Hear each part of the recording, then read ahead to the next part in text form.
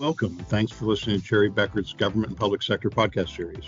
In each episode, we hear from the best in the business on the latest challenges, trends, and opportunities affecting the government and public sector. I'm Christian Fjellgraf, leader of Cherry Becker's Government and Public Sector industry team. I hope you enjoy, and thank you for joining. Hello, everyone. I'm your host, Danny Martinez, and I lead our National Government and Public Sector Accounting Advisory Group. Today, we're going to be doing a recap of the GFOA, the Government Finance Officers Association National Conference that we attended last week. I have two great guests with us today to help us with that recap that also attended the event, Lauren Strope and Jack McKee. Will you all please introduce yourselves? Hi, everybody. I'm Lauren Strope. I sit in our Tampa office, and I help local governments every day with their audit needs. And I actually lead the transportation for the CB Government and Public Sector Group, and I'm really excited to be here today. Thank you for the invite, Danny. My name is Jack McKee. I'm an advisory senior manager in our government and public sector practice. So I help clients close the books at the end of the year, prepare their financial statements or ACFRs, new standard implementation, and lead a lot of projects where we co-source with governments all around the country. Perfect. Thank you. You too.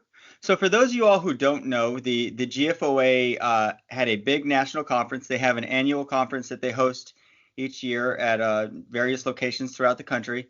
This one was in Orlando. So over 7,000 attendees were there at this conference from Sunday to Wednesday. Well, actually, even Saturday, if you were doing the pre-conference sessions. We had all 50 states represented. I think I met someone from Alaska, obviously a big contingent from Florida, and everywhere in between. But really, it is tons of CPE. You go through your CPE event. Then at night, they have all the networking. On, I think it was Tuesday night, they closed down Universal Studios. We had 4 hours of Universal Studios, which was really awesome. And it really is like the who's who of governmental accounting.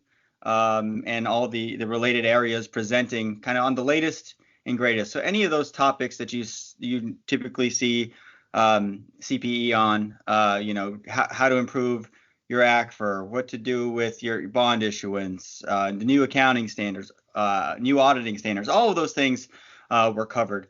Really great conference. If you haven't made it to one yet, maybe this podcast will help kind of push you over the edge to register for the next one. The next one is going to be in DC the week before the 4th of July. So I want to start off this podcast by asking both of our guests, what was your favorite part of GFOA? Tons to choose from, but what would you say was your favorite part? And I'll go ahead and start with Lauren. All right, so it's no secret you did give me this question before we started, but I had to break it into several different segments. So my favorite session, well, I loved yours, by the way, on GASB 101 and the title, Relax and Reflect. That is awesome. I did really enjoy A is for analysis, using the MD&A to tell a story behind the numbers. I thought it was just really interesting, some of the graphics and charts that different governments are including in their ACFR to really tell the story behind the numbers and really give that average citizen more insight into the cities or counties or municipalities operations. In terms of after events, I really enjoyed the event that CB put on. I know that's a little biased, but I love the shakes. I had two, a s'mores and a grasshopper, and it was also awesome having fresh onion rings brought out. But my absolute favorite part is really just the people. I've worked with local governments my whole career, and I really picked this path because of the people that I get to work with. Instead of the focus being on profit or the bottom line, it's really the focus is on making life better for the citizens that our folks serve. And I feel like having that focus just inherently makes things better. And I loved being in our general sessions and having that many folks. 7,000 people that kind of have that focus. So in short, it was awesome. Wow. Yeah, Jack, good luck topping that one. No, that's Jack, a lot. Your favorite part or favorite part, though. No, I agree. So our group is a national group, so we're able to serve clients all over the country. So one of my favorite parts of the conference was just being able to see people all in one place from all the different governments. Like Danny said, represented from all 50 states, which we have a large footprint and clients that we serve. So it was really great to connect with everyone. We do a lot of things virtually and over Teams, but that face-to-face connection, especially in an environment like that where you're at a convention, was so nice. And then additionally to that, I think that the number of sessions was great. I think they did a really good job putting together topics. It felt like you could attend things that, are current challenges, a lot of future events coming up that everyone should be mindful of. And I think most importantly, especially, for the government industry, that there was representatives from, very large state and local governments. There was also, good representatives from smaller state and local governments and the different perspectives and challenges that they face, in addition to, great professionals in the field that support these governments. And it was great to see GFOA and GASB there, representatives from both of those, just able to speak candidly and openly about those topics. I think that it was really helpful, the Q&A sessions that were provided at the end of a lot of sessions, to be able to really dig into issues and following up. And it was really a wonderful event to be able to attend. And it felt like most often there was multiple events that I wanted to attend or sessions, and it was hard to choose, which I think is just a testament to how great the conference was this year that they put on. Yeah, definitely. To your point about like the seeing people for the first time, I definitely saw some of our clients' legs for the first time. Like there's a lot of clients like, I recognize that face, but it was just good to see the people in person. I'll go ahead and jump in with my answer, and Lauren alluded to it. Speaking for the first time, having done this, been in this world, this whole government accounting world for 18 years now, this is kind of a goal of mine for a while, to be able to speak at the GFOA national conference. I'd spoken at some of the local or the state chapter events, but it was really awesome and exceeded expectations in terms of being able to speak there for the first time. So really appreciative to Emily Brock and Susanna there at GFOA, Michelle too, for allowing me the opportunity to be on the panel. It was great to work with those panelists from across the country. GASB 101, one of the nerdier topics at last session of the conference, but people were really engaged. I mean, we had tons of questions, so much so that we couldn't get through them all. And when you do this work day in and day out, it is nice to see that to have that many people in one room that really care about the stuff that we do. So continuing on a little bit with a little bit of the nerdiness, what was one thing that you learned from a session that was interesting or surprising, or maybe just not something that you had heard before in a CPE event? Lauren? For me, it happened during your training, and it was just all the different types of compensation that local governments could have, and then looking at the Q&A, and again seeing all the different types of compensation agreements that our local governments have throughout, and what the impact 101 could have on them. Great. Thank you. Jack? So yeah, I think I have two that come to mind. So I attended a session on the future of cash receipts and payments. I thought it was really interesting that there was a stat in there that in the next 5 years, it's anticipated that we'll pay for everything using our phone, tap to pay, instead of pulling out a card, and how governments are going to be able to adapt to that. But I thought they did a good job of addressing the fact that, people aren't always the quickest to adapt to technology. And some folks like going to the city hall and, paying for things in person with a check, that's an important event that they like to do. And then also the advancement and affordability of kiosks for payments, that a lot of governments are finding that, pooling the demographics in their area, people have different language needs. And instead of looking for that and trying to fill positions that can, meet their citizens, that they can have kiosks that have different language preferences, can meet ADA compliance in ways. So I thought it was really interesting to be able to tie the nerdy finance part, right? The cash collection piece to also serving citizens. And the other thing that I really enjoyed was there was a presentation on reserves. I think now that we're moving into this post-COVID world, right?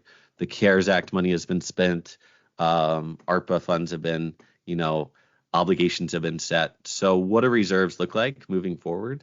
What is everybody thinking that, is going to be a good amount to have? And they had a representative from Moody's there that also talked about, how that goes into bond ratings. and spoke pretty candidly about how they weight certain ratios for things, what they look at in financial statements, and how that, comes with being a AAA credit rating and how that can impact things. So I thought that was really interesting. I think that that's something that I anticipate we're going to have a lot of questions on in the future, and people need to be thinking about now that the COVID CARES money is no longer there, and what's going to be the future for governments, kind of moving forward. Gotcha. I didn't attend that cash receipts one, but when we're working with the city of Richardson here in Texas, we are working in the area where the utility payments are being made. And there's a steady stream of people coming in every single day, like walking up and actually wanting to pay the checks. Like you said, it's kind of like it's part of their routine. And yes, they could pay it other ways, but it's just like in part what they do. So that's really interesting. The one thing that I thought was interesting to hear a little bit more about was that GASB is working on a taxonomy for the Financial Data Transparency Act, so the FDTA. Those of you all may know that it is a law that came out. The SEC is in charge of implementing it. And so there was someone on there from the SEC, GFOA, and GASB talking about the upcoming FDTA Act, which will require issuers to tag their financial statements. And so it looks like GASB is kind of taking a proactive approach and working on their own taxonomy. If you know, on the FASB side, they're the ones that are in charge of the taxonomy. And it looks like we're going to be hearing more about it in more detail at the XBRL conference in New York next month. So I thought that was an interesting thing that I hadn't heard too much details on, where I kind of just heard a little bit of a summary of like what was happening. All right, let's get into some of the fun. Lauren mentioned the Cherry Becker Happy Hour, which was at Shake Bar. It was a hit. It got louder and more crowded as the hours went on, which is a sign of a great event. What did you think was your favorite part, or what would you like to share with the audience about the Happy Hour? And I'll go ahead and go with Jack first this time. Sure, absolutely. Well, it was great that we had so many people attend from all over the country. I was happy to see a good contingency from my hometown of Albuquerque, which I don't always see. So I live in Nashville now, but it was great that we had so many people there. And the conversations, I think, were really helpful, and it was great to hear people's different perspectives on things. The biggest takeaway I think I had, or the connections, was that it felt like we're kind of all in the same boat, that the challenges that people are facing, or the successes, or what we're thinking about in the future, that it felt like everybody's really kind of thinking in that same mindset, which can be really helpful. I think especially for local governments, it's difficult to kind of know, okay, where are we at as this relates to other entities or places around the country. That I think that camaraderie was great to see. I did meet a good contingency from the Federated States of Micronesia. I did invite them to our event. They said that they would attend, and I was a little disappointed. They might have had a better invite down the street. So hopefully we'll be able to connect with them again. And I think that one of the most common things that were talked about was this idea of co-sourcing, and how we can leverage our relationships and connections to share knowledge. And it was fantastic. It was great to have our clients meet each other and see the different groups. I think we had a Texas group in one corner, a Florida group in another corner. So really happy to see that everybody was together for that. If this podcast somehow makes it to Micronesia, just want you to know that Jack is very upset. He expects an email after this saying, what event you went to and why it was the wrong choice. Lauren, what was your favorite part of the happy hour? I mean, I really echo everything Jack said. Just hearing the connections and the chat between everyone that was there, both our current client base and folks that we had just met, it was fantastic. And really seeing that they share the same pain points and all of those things. I also really enjoyed having our GASB superstars stop by. I'll let you cover that, Danny, but that was very exciting to have happen and to have come in. And I mean, the food was amazing. I'm kind of a foodie, so it was great. But really just the conversations that everybody had. Perfect. Yeah, this is great. So Scott Anderson, who's normally on this podcast, with me. He's on PTO, so he couldn't make it here today. But he invited Joel Black and Alan Skelton from GASB because he used to be a GASB practice fellow, and so they were gracious enough to stop by. Hung out for a while, and we were able to speak to them more in an informal setting and talk to them about kind of where we are in governmental accounting and various topics about the future of the profession. So I think that was awesome. I got to give a shout out to my Texas people. They represented really well. Had people from Frisco, Westlake, Richardson, to just to name a few. The president from the Texas chapter of GFOA was there as well. So thank you to my Texas friends for joining. Lastly, I'm going to share one thing that I did not like about the CB Happy Hour. I learned that people call Frito pies a walking taco. So being from New Mexico, Frito pie is like a staple in our cuisine. It's like you get the Frito pie bag, or the Frito bag. You put like beans and chili in it, cheese, sour cream, and it's called a Frito pie. But we at Cherry Becker, one of the awesome food options we had was a walking taco stand. And I go up to it, and it's literally a Frito pie stand. So I've learned that Frito pie is a regional cuisine.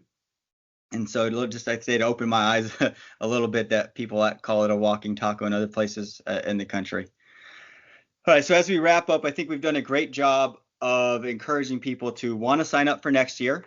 So as you're looking forward to next year, what would you do differently maybe if you had known what you know now that you would have done differently at this conference? I'll just go in real quick first. I probably would have reached out to more of my connections beforehand and been a little bit more intentional about running into them. One example, right at the end of my presentation last day, I saw one of my friends from Port of Long Beach. I was like, oh, Frank, I would have been great to have talked to you besides, when you're kind of getting ready to head to the airport and you're just stopping by to say hello. So just being maybe a little bit more intentional and acknowledging there's 7,000 people there. If there's someone that does what you do, there's a good chance that they're going to be making this part of their annual calendar. So I would say that would be what I would maybe do a little bit differently. Jack? Sure. No, that makes sense. I can definitely relate to that. I think one thing I'll do differently is I attended a session with the Young Professionals Committee with GFOA. So it's kind of a newer committee. So I was able to get connected with them and going to attend their monthly networking events. But I think that, looking forward to making those additional connections, especially with young people in the finance profession. No offense to any of the older crowd out there listening. But I think that there's some things, unique to being Gen Z or maybe millennial and the workforce and government and just how, the challenges that are coming up and what we're thinking about that. So definitely I'm looking forward to being a bigger part of that committee going forward. The other thing is I got there like Sunday afternoon and I felt like the badge swag was a little picked over. I would have appreciated to have some, some things I could have attached to mine. So I want to be sure to be there early for the event registration so I can have a good badge, like everybody else did. Nice. Lauren? Definitely along those same lines. I don't think I realized how many people 7,000 people is until I had a plan to meet someone in the general session, and I can tell you that did not work out. So I think being more intentional with folks before and not just saying, hey, I'll see you at the conference, but coming up with perhaps a meeting place in order to do that, just because there are so many people. And along that line, next time I'm going to bring different shoes. That was a little rough. There was a lot of walking at the conference. I definitely met my steps goal every day, so that was fantastic. But things I'll keep in mind for next time. Perfect. Well, thank you all for taking some time with us here today to help me help Cherry Becker recap the GFOA conference. I'd also like to thank the listeners for tuning in. We ask you if you would like more of this great CPE content, please register for our virtual government conference in early August. It's a greatly attended conference, free CPE over 2 days. Many great CB speakers covering a wide range of topics related to government. We will share the link to register below in the show notes or in the description, depending on where you're listening. So we really hope to see you there. We're really proud of the event that we put on each year. Thanks again, Lauren and Jack. We appreciate your time, and we'll see everyone on the next episode. This was Christian again. I hope you enjoyed this episode and look forward to our next one. Don't forget to subscribe.